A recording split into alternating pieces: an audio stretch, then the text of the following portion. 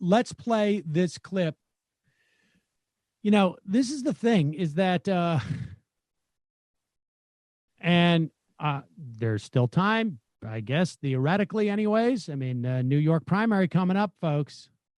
And certainly the House, Nancy Pelosi, I think Democratic lawmakers will be in the House and be able to vote maybe for, I don't know. I mean, this is not really an exaggeration.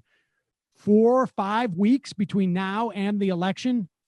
Like their whole strategy as the leadership of the Democratic Party is to do as little as possible, regardless of what happens, right? Like, you know, one could imagine that 6 months ago, they're saying, we got to make this a referendum on Donald Trump. We'll keep any legislation from passing. We'll try and stop some judges. They're not doing a very good job of that. But we're just not going to do anything. We're just going to lay low. Well, what if there's, let's say, I don't know, a pandemic and a potential, greater depression?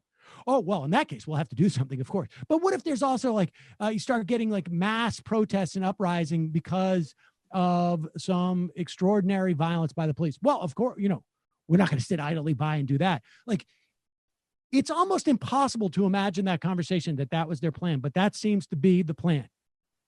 It doesn't matter.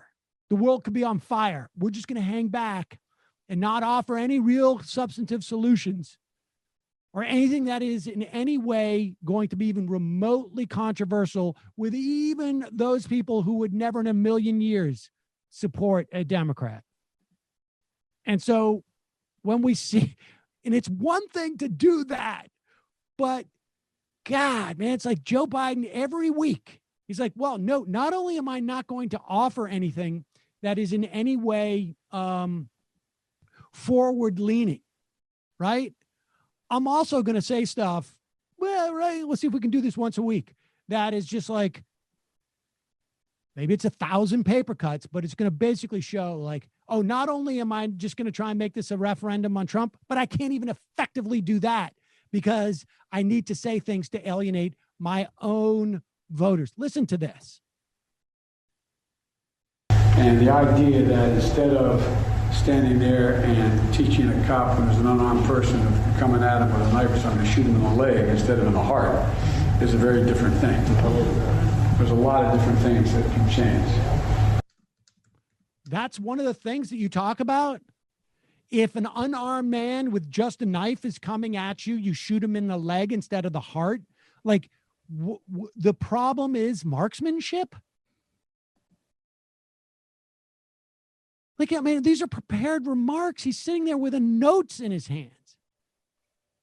The problem is his perspective on this is just fundamental. I'm sure he was off script. I don't think anybody was writing like, oh, do the whole proposal where it's like, they're just going to shoot him in the legs, not the heart. That's a great proposal. Hey, Bill, good job coming up with the old shoot him in the leg instead of the heart proposal for police reform.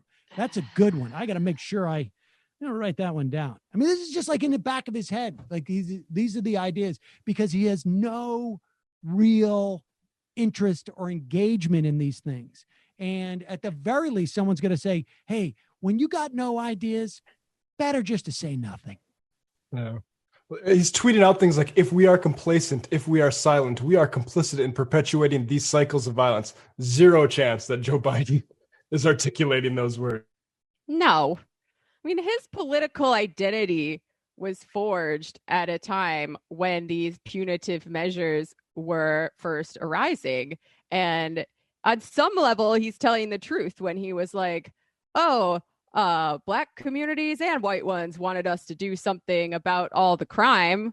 But since then, the way that it's played out has been very, very destructive. And he has refused to ever take a second look at this system that he played a role in bolstering. And even Hillary Clinton has at least done some weak version of an apology or a rethinking of over policing and mass incarceration. Biden hasn't even done that. Hey, guy, I'm not going to make that mistake.